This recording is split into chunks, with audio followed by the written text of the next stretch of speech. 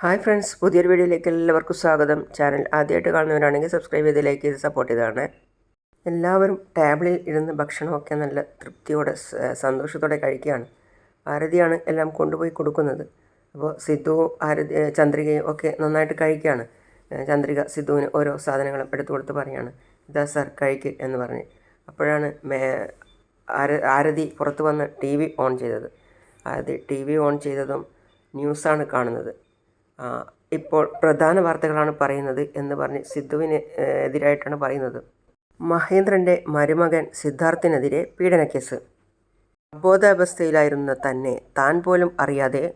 ഞാൻ പോലും അറിയാതെ എന്നെ പീഡിപ്പിച്ചു എന്നാണ് മേഘ സിദ്ധാർത്ഥിനെതിരെ കൊടുത്തിരിക്കുന്ന കുറ്റം. ആരതി അവിടെ നിന്ന് വിങ്ങിപ്പൊട്ടാണ്, എന്താണെന്ന് അറിയാതെ. അപ്പോൾ വീണ്ടും ന്യൂസ് പറയാണ്, ഇതാണ് മേഘ സിദ്ധാർത്ഥിനെതിരെ ആരോപിച്ചിരിക്കുന്ന കുറ്റം. ഈ ഫോട്ടോയിൽ കാണുന്നതാണ് സിദ്ധാർത്ഥ്. അദ്ദേഹം എന്നോട് മോശമായിട്ട് പെരുമാറിയപ്പോൾ ഞാൻ കോൺഷ്യസ് അല്ലായിരുന്നു. ഞാൻ അറിയാതെയാണ് അദ്ദേഹം എന്നോട് മോശമായിട്ട് പെരുമാറിയത്. അത് കണ്ട ആരതി വിളിക്കുകയാണ്, സിദ്ധു, സിദ്ധു, അമ്മേ, അമ്മേ. സിദ്ധു, നിന്നെക്കുറിച്ച് ആ മേഘ എന്തൊക്കെയാണ് TV വന്ന് പറയുന്നത് എന്നൊന്ന് നോക്കിയേ. നീ എന്തായി പറയുന്ന ആരതി? അയ്യോ അതെ സിദ്ധു, വന്ന് നോക്ക്. അവളെ കുടുംബത്തെപ്പറ്റി അവൾ എന്തൊക്കെയോ വിളിച്ച് പറഞ്ഞുകൊണ്ടിരിക്കുക, ഒന്ന് വന്ന് നോക്ക്. ആ സിദ്ധു, വാ, വന്നൊന്ന് നോക്ക്. ഏയ് ആരതി, നീ എന്തൊക്കെയാ പറയുന്നേ? അതിൽ മേഘ പറയാണ്, പാർട്ടിക്ക് പോയിരുന്ന ഞാൻ ഹെവി ആയിട്ട് ഡ്രിങ്ക്സ് കഴിച്ചു. അതുകൊണ്ട് ഞാൻ പാർട്ടി ഹാളിൽ തന്നെ ബോധം കെട്ട് വീണു. സിദ്ധുവാണ് എന്നെ കൂട്ടിക്കൊണ്ട് വന്നിരുന്നത്. അത് കണ്ടുകൊണ്ടിരുന്ന സിദ്ധു, ഹേയ് എന്താ ഇത്? എന്നെ എടുത്തുകൊണ്ട് പോകാൻ വന്ന സിദ്ധു. ആ സിദ്ധുവാണ് എന്നെ എടുത്തുകൊണ്ടുപോയി കാറിൽ കിടത്തിയതും എന്നെ അബോധാവസ്ഥയിൽ വീട്ടിൽ എത്തിച്ചതും. സിദ്ധു എൻ്റെ വീട്ടിൽ ആരുമില്ലെന്ന് മനസ്സിലാക്കി എന്നോട് മോശമായിട്ട് പെരുമാറി. ബോധമില്ലാതിരുന്ന എനിക്ക് അത് തടയാൻ പറ്റിയില്ല. അതുപോലെ സിദ്ധാർത്ഥും ചന്ദ്രികയും തമ്മിലുള്ള വിവാഹം നടക്കാനേ പാടില്ല. സിദ്ധുവിൻ്റെ കുഞ്ഞ് എൻ്റെ വയറ്റിൽ വളരുക. അതുകൊണ്ട് എൻ്റെ വയറ്റിൽ വളരുന്ന കുഞ്ഞിൻ്റെയും എൻ്റെയും ഉത്തരവാദിത്തം സിദ്ധാർത്ഥ് ഏറ്റെടുക്കണം. കണ്ടില്ലേ അങ്കിളെ, എന്നെക്കുറിച്ച് എന്തൊക്കെ വൃത്തികേടാ അവൾ വിളിച്ചു പറയുന്നതെന്ന്. എന്നെക്കുറിച്ച് മാത്രം പറഞ്ഞിരുന്നെങ്കിൽ കുഴപ്പമില്ലായിരുന്നു. നമ്മുടെ കുടുംബത്തെ മൊത്തം അവൾ കരിവാരിത്തേക്കുക. ഇനി ഞാൻ അവളെ വെറുതെ വിടില്ല. അവളെ കൊന്നിട്ട് ഞാൻ ജയിലിൽ പോകും. ഇല്ലെങ്കിൽ എൻ്റെ പേര് സിദ്ധു എന്നായിരിക്കില്ല. അയ്യോ സിദ്ധു, പോവരുത് സാർ, സാർ പോവല്ലേ എന്ന് പറഞ്ഞ് ചന്ദ്രിക കെട്ടിപ്പിടിച്ച സിദ്ധുവിനെ തടയാണ്. വിട് ചന്ദ്രിക, എന്നെ വിട്. മഹേന്ദ്ര സാറും ലക്ഷ്മി അതുപോലെ പറയാണ്, മോനെ സിദ്ധു. ജാനകിയും തടഞ്ഞു വെക്കാണ്. വേണ്ട സിദ്ധു, എന്നെ വിട്, എന്നെ വിടാനാ പറഞ്ഞേ. ഞാൻ അവളെ കൊന്നിട്ട് ജയിലിൽ പോകും, എന്നെ വിട്. സിദ്ധു, ഒന്ന് സമാധാനപ്പെട് ആരതി. അപ്പോഴേക്കും മുത്തശ്ശൻ, സിദ്ധു. അപ്പോഴാണ് സിദ്ധു അടങ്ങിയത്. ദാ, മേഘയെ കൊന്നിട്ട് നീ ജയിലിൽ പോയാൽ അവൾ നിൻ്റെ പേരിൽ കൊടുത്ത കുറ്റം ഇല്ലാതാവോ? അവൾ നിൻ്റെ പേരിൽ കുറ്റം ആരോപിച്ചിരിക്കുക. അത് തെറ്റാണെന്ന് തെളിയിക്കുന്നതിന് പകരം അവളെ കൊന്നിട്ട് ജയിലിൽ പോകുന്നതിൽ യാതൊരർത്ഥവുമില്ല. അവിവേകക്കാരന് ബുദ്ധി കുറവാണ് എന്ന് പറയാറില്ലേ? അതുപോലെയാ നീ ഇപ്പോൾ സംസാരിക്കുന്നത്.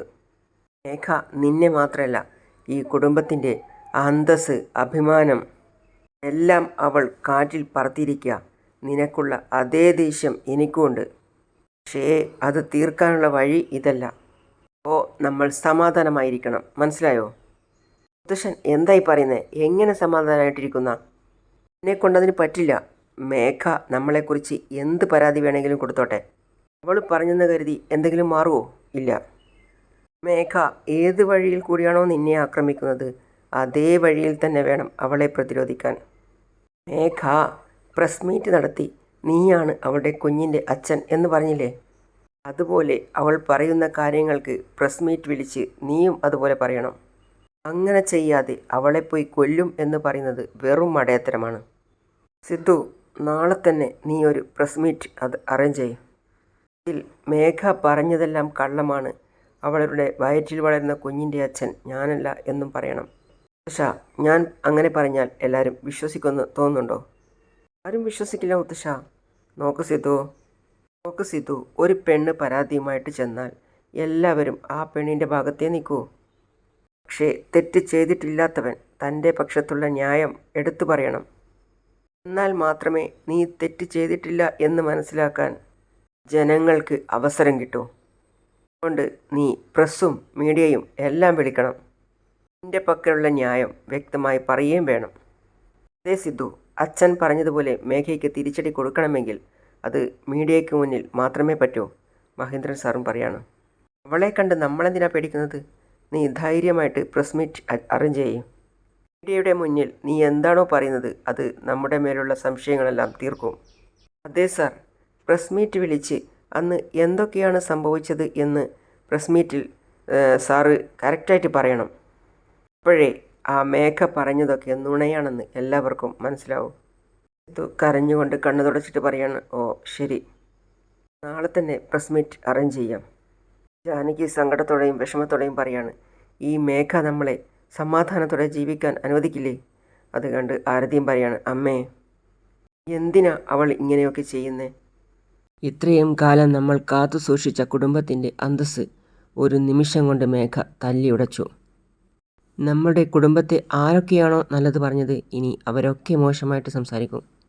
മഹേന്ദ്ര, ഈ ലോകം ഉയർന്നാൽ കുറ്റം പറയും, താഴ്ന്നാൽ ചവിട്ടിത്താഴ്ത്തും. ഈ ലോകത്തെക്കുറിച്ച് നമ്മൾ ചിന്തിക്കുകയേ വേണ്ട. നമ്മുടെ മനസ്സ് നേർമയുള്ളതാണോ അതാണ് പ്രധാനം. സിദ്ധു ഒരിക്കലും തെറ്റുകാരനല്ല. പിന്നെ എന്തിനാ മേഘ പറയുന്നത് കേട്ട് നമ്മൾ വിഷമിക്കുന്നത്? മനസ്സിൽ ആവശ്യമില്ലാത്ത വിഷമങ്ങൾ ഉണ്ടാക്കാതെ എല്ലാവരും ക്ഷമയോടെ കാത്തിരിക്കൂ. തീർച്ചയായും ഈ പ്രശ്നത്തിന് ഒരു നല്ല പരിഹാരം ഉണ്ടാവും.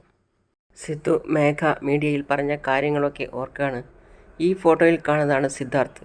എനിക്ക് ബോധമില്ലാത്ത സമയത്ത് എൻ്റെ വീട്ടിൽ ആരുമില്ലെന്ന് മനസ്സിലാക്കി എന്നോട് സിദ്ധാർത്ഥ് മോശമായിട്ട് പെരുമാറി എന്നറിയാതെ ഞാൻ ഇത്രയും നാൾ സന്തോഷത്തോടെ ജീവിക്കുകയായിരുന്നു. സിദ്ധുവിൻ്റെ കുഞ്ഞ് എൻ്റെ വയറ്റിൽ വളരുക. അതുകൊണ്ട് എൻ്റെ വയറ്റിൽ വളരുന്ന കുഞ്ഞിൻ്റെയും എൻ്റെയും ഉത്തരവാദിത്തം സിദ്ധാർത്ഥ് ഏറ്റെടുക്കണം. സിദ്ധുവിനെതിരെ പോലീസ് നടപടിയെടുക്കണം. എനിക്കും എൻ്റെ വയറ്റിൽ വളരുന്ന കുഞ്ഞിനും നീതി കിട്ടണം. സിദ്ധുവാണ് അവളുടെ ഗർഭത്തിന് ഉത്തരവാദിയെന്ന് അവൾ പറഞ്ഞല്ലോ. അതിന് കാരണക്കാരൻ ഞാനാ. മനീഷ് ഓരോന്നും ചിന്തിക്കുകയാണ്. ഞാനാണ് മേഘ നിന്നോട് ഈ ഒരു തെറ്റ് ചെയ്തത്. ഞാൻ ചെയ്ത തെറ്റിന് ഇത്രയും വലിയ പ്രശ്നമായോ? ഞാൻ ചെയ്ത ഈ തെറ്റ് സിദ്ധു സാറിന് വലിയ അപമാനമായല്ലോ. അപ്പോൾ തന്നെ എനിക്ക് ഈ കാര്യം മേഘയെ അറിയിക്കണം. പെട്ടെന്ന് തന്നെ മനീഷ് മേഘയെ ഫോണിൽ വിളിക്കുകയാണ്. മേഘ ഫോൺ അറ്റൻഡ് ചെയ്യാതെ കട്ട് ചെയ്യാണ്. മനീഷ് പറയാണ്, മേഘ എന്താ ഫോൺ കട്ട് ചെയ്ത് കളയുന്നത്? മേഘ മനീഷ് വിളിക്കുന്നതിനനുസരിച്ച് വീണ്ടും വീണ്ടും കോൾ കട്ട് ചെയ്യാണ്. ഇവനെന്തിനാ ഇപ്പോൾ എന്നെ വിളിക്കുന്നത്? സിദ്ധുവിൻ്റെ കുഞ്ഞാണ് എൻ്റെ വയറ്റിൽ വളരുന്നത്. അതുകൊണ്ട് ഇവനും ഞാനുമായിട്ട് ഇനി യാതൊരു ബന്ധവും പാടില്ല. ഇവനുമായിട്ട് എനിക്ക് കോണ്ടാക്റ്റും വേണ്ട. വീണ്ടും മനീഷ് വിളിക്കുകയാണ്. അപ്പോൾ ഫോണിൽ പറയാണ്, താങ്കൾ വിളിക്കുന്ന വ്യക്തി സ്വിച്ച് ഓഫ് ചെയ്തിരിക്കുകയാണ്. ദയവായി അല്പനേരം കഴിഞ്ഞ് വീണ്ടും വിളിക്കുക. എന്താ മേഘ ഫോൺ സ്വിച്ച് ഓഫ് ചെയ്ത് വെച്ചിരിക്കുന്നത്? ഇനി ഞാൻ എങ്ങനെ അവളോട് ഈ കാര്യം പറയും? ഈ ഫോട്ടോയിൽ കാണുന്നയാളാ സിദ്ധാർത്ഥ്. അതോർത്തിട്ട് മനീഷ് പറയാണ്, പാവം സിദ്ധു സാർ. ഞാൻ കാരണം ആ മനുഷ്യൻ വെറുതെ പഴി കേൾക്കേണ്ടി വന്നു. സിദ്ധു എന്നോട് മോശമായിട്ട് പെരുമാറിയെന്നറിയാതെ ഞാൻ ഇത്ര നാളും ജീവിക്കുകയായിരുന്നു. ശരി, ഇനി സിദ്ധു സാറിനെ ഫോൺ ചെയ്ത് പറയാം. വേണ്ട, ഈ കാര്യം മേഘയോട് തന്നെ എനിക്ക് ആദ്യം പറയണം. കുറച്ച് കഴിഞ്ഞ് ഇനിയും ട്രൈ ചെയ്ത് നോക്കാം. വാസു നന്നായിട്ട് മദ്യപിച്ചിട്ട് വരികയാണ്. എന്നിട്ട് മേഘയുടെ വീട്ടിന് മുന്നിൽ വന്നിട്ട് വിളിക്കുകയാണ്, ഏയ് മേഘേ, ഏയ്. അപ്പോൾ വാസു, എന്താടി, എന്താ നീ വിചാരിച്ചുകൊണ്ടിരിക്കുന്നത്? എൻ്റെ വയറ്റിൽ വളരുന്ന കുട്ടിക്ക് എൻ്റെ മോൻ സിദ്ധാർത്ഥാണ് കാരണമെന്നോ? നിനക്ക് എന്ത് ധൈര്യം ഉണ്ടായിട്ടാ എൻ്റെ മോനെക്കുറിച്ച് ഇങ്ങനെ വേണ്ടാതിനം പറയുന്നത്? എന്തിനാടി നീ അവനെ ഉപദ്രവിക്കുന്നത്? അവൻ നിനക്ക് എന്ത് പാവമാണ് ചെയ്തിരിക്കുന്നത്? മോനെ, ഒരു ഉറുമ്പിനെ പോലും നോവിക്കാത്തവനാണടി എൻ്റെ മോൻ. അവനെക്കുറിച്ച് എന്തിനാടി നീ ഇങ്ങനെ അപഖ്യാതി പറഞ്ഞ് വരുത്തുന്നത്? നീ ഒരു കാലത്തും നന്നാവില്ലടി, ഒരു കാലത്തും. വേഗം മര്യാദയ്ക്ക് ഈ വീട്ടിൽ നിന്നും പുറത്തു പോകാൻ നോക്ക്. ഇവിടെ വന്ന് ആരോടെയും സംസാരിക്കുന്നേ? ഓ, നിനക്ക് അത്രയ്ക്ക് വലിയ ധൈര്യമോ? നീ എത്ര വലിയ ഫ്രോഡാണെന്നും വഞ്ചകിയാണെന്നും എനിക്കറിയാടി. നീ പറയുന്നത് ചിലപ്പം ഈ നാട് മുഴുവൻ വിശ്വസിക്കും, പക്ഷേ ഞാൻ വിശ്വസിക്കില്ല. സിദ്ധാർത്ഥിൽ നിന്നും പണം അടിച്ചു മാറ്റാൻ വേണ്ടിയല്ലടി നീ ഇങ്ങനെ ഒരു വർത്തമാനം പറയുന്നേ. നോക്ക്, ഞാൻ പറഞ്ഞത് കള്ളമൊന്നുമല്ല. സിദ്ധാർത്ഥാണ് എൻ്റെ വയറ്റിൽ വളരുന്ന കുഞ്ഞിൻ്റെ അച്ഛൻ. എന്താടി പറഞ്ഞത് തന്നെ വീണ്ടും വീണ്ടും പറഞ്ഞുകൊണ്ടിരുന്നാൽ അത് സത്യമാവുമെന്നാണോ വിചാരം? എൻ്റെ മോനെക്കുറിച്ച് ഇങ്ങനെ പറഞ്ഞ നീ ഇനി ഈ വീട്ടിലേ ഉണ്ടാവില്ല. കാരണം എൻ്റെ മോന് വെളിയിൽ ഇറങ്ങാൻ പറ്റാത്ത അവസ്ഥയാണ്. നീ നിൻ്റെ പെട്ടിയും പ്രമാണമൊക്കെ എടുത്ത് ഇപ്പം തന്നെ ഇവിടുന്ന് ഇറങ്ങണം. ഇറങ്ങില്ല അല്ലേ? ദേ നിൽക്ക്, വേഗം പടിയിറങ്ങടി. ഏയ്, എന്തായി കാണിക്കുന്നേ? അതൊക്കെ അവിടെ വെക്ക്. ഓ പുറത്തേക്കിറങ്ങ്, വീട് ഒഴിവാക്ക്. കണ്ണും വെട്ടത്ത് നിന്നെ കണ്ടുപോകരുത്. അതൊക്കെ അവിടെ വെക്ക്. എന്നോട് ഇവിടെ നിന്ന് ഇറങ്ങാനാണ് ഞാൻ പറഞ്ഞേ. എന്തിനാ ഇതൊക്കെ ചെയ്യുന്നത്? സാധനങ്ങളൊക്കെ അവിടെ വെക്ക്. എന്നത് കേക്കടി, ഇവിടെ നിന്ന് വിട്ട് പോയിക്കോ. അയ്യോ വാസു അമ്മാവൻ. ചന്ദ്രിക പറയുന്നത് കേൾക്ക്, മര്യാദയ്ക്ക് എല്ലാം എടുത്തുകൊണ്ട് ഇവിടുന്ന് പോയിക്കോ. അമ്മാവൻ ഇതെന്തായി ചെയ്യുന്നേ? ഇയാൾ എന്തൊക്കെയായി കാണിക്കുന്നേ? ഇറങ്ങ് ഇറങ്ങ്, ഇവിടുന്ന് ഇപ്പം ഇറങ്ങണം എന്ന് പറഞ്ഞ് എല്ലാത്തിനെയും പുറത്താക്കാണ് വാസു. അത് കണ്ട് ചന്ദ്രിക അയ്യോ അമ്മാവാ അമ്മാവാ. ചന്ദ്രിക അമ്മാവാ വേണ്ട. അപ്പം മേഘ എന്തൊക്കെയായി കാണിക്കുന്നത് നോക്ക്, പറയുന്നത് കേൾക്ക്. അമ്മാവാ വെളിയിലിറങ്ങടി, മര്യാദയ്ക്ക് ഈ വീട്ടിൽ നിന്ന് വെളിയിലിറങ്ങിക്കോ. അമ്മാവ എന്തൊക്കെയാണ് കാണിച്ചുകൊണ്ടിരിക്കുന്നേ? ചന്ദ്രികെ ഇനി മേലാൽ ഇവളെ ഈ വീട്ടിൽ ഇരിക്കാൻ പാടില്ല. ഈ നിമിഷം തന്നെ ഇവളെ ഞാൻ ഈ വീട്ടിൽ നിന്നും അടിച്ചു പുറത്താക്കിയിരിക്കും. ആരെ വീട്ടിൽ ഇരുന്നു കൊണ്ടാ നീ ആരെയാണ് മോശമായിട്ട് സംസാരിച്ചുകൊണ്ടിരിക്കുന്നത്? നോക്ക് ചന്ദ്രികെ, ഈ മേഘയെ ഇനി വെറുതെ വിടാൻ പാടില്ല. അയ്യോ അമ്മാവ, ഈ പ്രശ്നം ഞങ്ങൾ നോക്കിക്കൊള്ളാം. അമ്മാവനൊന്ന് വെറുതെ ഇരിക്കുക. ചന്ദ്രികെ എൻ്റെ മോനെക്കുറിച്ച് ഇല്ലാത്ത കള്ളത്തരങ്ങളൊക്കെ പറഞ്ഞ് അവനെ ഒരുപാട് അപമാനിച്ചു മേഘ. അപ്പോൾ ഞാൻ ഇവളെ എങ്ങനെയാ വെറുതെ വിടുന്നത്? ദൈവത്തെ ഓർത്ത് അമ്മാവനൊന്ന് വന്നേ. ചന്ദ്രികെ ഇവളെ എന്തിനാ ഇനി ഈ വീട്ടിൽ താമസിപ്പിക്കുന്നേ? ആദ്യം ഇവളോട് ഈ വീട്ടിൽ നിന്നും ഇറങ്ങിപ്പോകാൻ പറ. ഭാരതിയുടെ ജീവിതം ആദ്യം നശിപ്പിച്ചു, ഇപ്പോൾ ഇതാ സിദ്ധുവിൻ്റെ ജീവിതവും നശിപ്പിക്കാനായിട്ട് ഇറങ്ങിയിരിക്കുന്നു. ഇവളെ ഈ വീട്ടിൽ നിൽക്കാൻ സമ്മതിക്കരുത്. വേണ്ട അമ്മാവ, വേഗം വന്നേ. ആരെങ്കിലും വന്ന് കാണുന്നതിന് മുന്നേ വന്നേ. അമ്മാവ നമുക്ക് പോകാം. ഇല്ല ചന്ദ്രികെ, ഇവൾ ഈ വീട്ടിൽ നിൽക്കാൻ പാടില്ല. അമ്മായി ഈ കോലത്തിൽ അമ്മാവനെ കണ്ടാൽ ഒരുപാട് വിഷമിക്കും. സിദ്ധാർത്ഥിനെ ഇവൾ അപമാനിച്ച ചന്ദ്രികെ, അവനൊരു പാവാണ്. അയ്യോ സിദ്ധു സാറിനെ ഞങ്ങൾ സമാധാനിപ്പിക്കാം. അമ്മാവൻ വന്നേ. വാ വാ അമ്മാവ. ഇവളെ ഇവിടെ ഒരു നിമിഷം പോലും നിർത്തരുത്. ഇവളെ ഇവിടെ നിന്നും ഇറക്കി വിടണം. ശരി അമ്മാവൻ വന്നേ. ഇവളെ ഇവിടെ നിർത്തിയാൽ അപകടമാ. വാ വന്നേ പറയട്ടെ. ഇനി നിന്നെ എൻ്റെ കൺമുന്നിൽ കണ്ടുപോകരുത്. അമ്മാവ വരാൻ. വീണ്ടും വീണ്ടും അവൾ പറഞ്ഞ കാര്യങ്ങൾ തന്നെ ഓർക്കാണ്. എൻ്റെ വീട്ടിൽ ആരുമില്ലെന്ന് മനസ്സിലാക്കി എന്നോട് മോശമായിട്ട് പെരുമാറി. എനിക്കും എൻ്റെ വയറ്റിൽ വളരുന്ന കുഞ്ഞിനും നീതി കിട്ടണം. പറയാണ്. മേഘയുടെ ഫോൺ കണക്റ്റ് ആവുന്നില്ല. ഇനിയിപ്പം എങ്ങനെ ഞാൻ ഈ വിവരം മേഘയെ അറിയിക്കും? ഞാൻ ചെയ്ത തെറ്റാണല്ലോ സിദ്ധു സാറിനിപ്പോൾ വഴി കേൾക്കേണ്ടി വന്നത്. ഇക്കാര്യം മേഘയോട് ഫോണിൽ പറയുന്നതിനേക്കാൾ നല്ലത് അവിടെ നേരിട്ട് പോയി അവളോട് ഈ കാര്യങ്ങളൊക്കെ പറഞ്ഞ് ബോധിപ്പിച്ച് മേഘയോട് അവളുടെ ഗർഭത്തിന് ഉത്തരവാദി ഞാനാണെന്ന് പറയണം. സോറി സിദ്ധു സാർ, ഞാൻ കാരണം നിങ്ങൾക്ക് പ്രശ്നങ്ങളുണ്ടായി. ഞാൻ നേരിൽ വന്ന് നിങ്ങളുടെ കാലിൽ വീണ് മാപ്പ് ചോദിക്കും. സിദ്ധു ഒരു പാവത്തിനെ പോലെ ഒരിടത്ത് ഇരിക്കുകയാണ്. അവിടെ ചന്ദ്രിക പോയിട്ട് സാർ ഇതാ സാർ കോഫി. സാർ ഇന്ന് വൈകുന്നേരം വാസു അമ്മാവൻ വന്നിരുന്നു. എന്താ ചന്ദ്രിക, അച്ഛൻ വന്നിരുന്നെന്നോ? എന്താ കാര്യം? സാറിൻ്റെ കാര്യം അറിഞ്ഞിട്ട് തന്നെയാണ്. സാറിനെക്കുറിച്ച് എല്ലാ മീഡിയയിലും ന്യൂസ് കൊടുത്തില്ലേ? അത് കണ്ട് സാറിൻ്റെ വിഷമം കണ്ട് അച്ഛൻ വന്നിരിക്കുകയാണ്. അമ്മാവൻ വന്നയുടൻ അവളോട് വഴക്കിടുമായിരുന്നു. ഇനി മുതൽ മേഘ ഈ വീട്ടിൽ ഉണ്ടാവാൻ പാടില്ല എന്ന് പറഞ്ഞ് അവളുടെ വീട്ടിൽ പോയിട്ടും പ്രശ്നമുണ്ടാക്കി. അവളുടെ വീട്ടിലുണ്ടായിരുന്ന സാധനങ്ങളൊക്കെ വീട്ടിന് പുറത്ത് വലിച്ചെറിഞ്ഞു. അവിടെ വലിയ ബഹളായിരുന്നു സാർ. എന്താ ചന്ദ്രിക നീ പറയുന്നേ? അതെ സാർ, പോരാത്തതിന് വാസു അമ്മാവൻ അല്പം കുടിച്ചിരുന്നു. ഞാനവിടെ എത്തിയില്ലായിരുന്നെങ്കിൽ അമ്മാവൻ ഉറപ്പായും മേഘയെ തല്ലിയിരിക്കും. ഭാഗ്യത്തിന് ഞാൻ പോയി ഒരു വിധത്തിൽ സമാധാനിപ്പിച്ച് പറഞ്ഞയച്ചു. ചന്ദ്രിയെ അച്ഛൻ ചെയ്തതിൽ ഒരു തെറ്റും ഞാൻ കാണുന്നില്ല. മേഘയോട് പാവം തോന്നിയിട്ടാണ് നമ്മൾ അവളെ ഇവിടെ നിർത്തിയത്. ആണ് നമ്മൾ ചെയ്ത ഏറ്റവും വലിയ തെറ്റ്. അവളോട് പരിതാപം തോന്നിയതുകൊണ്ടാണ് നമ്മളിപ്പോൾ ഈ അനുഭവിക്കുന്നത്. അവളെ അന്ന് തന്നെ ഈ വീട്ടിൽ നിന്നും പുറത്താക്കാനായിട്ട് മഹേന്ദ്രൻ അങ്കിൾ പറഞ്ഞതാ. അന്നേ നമ്മൾ ഇങ്ങനെ ചെയ്തിരുന്നെങ്കിൽ ഇന്ന് ഇത്രയും വലിയ പ്രശ്നം ഉണ്ടാവുമായിരുന്നോ? മേഘ നന്നാവും എന്നല്ലേ എല്ലാവരും വിചാരിച്ചത്.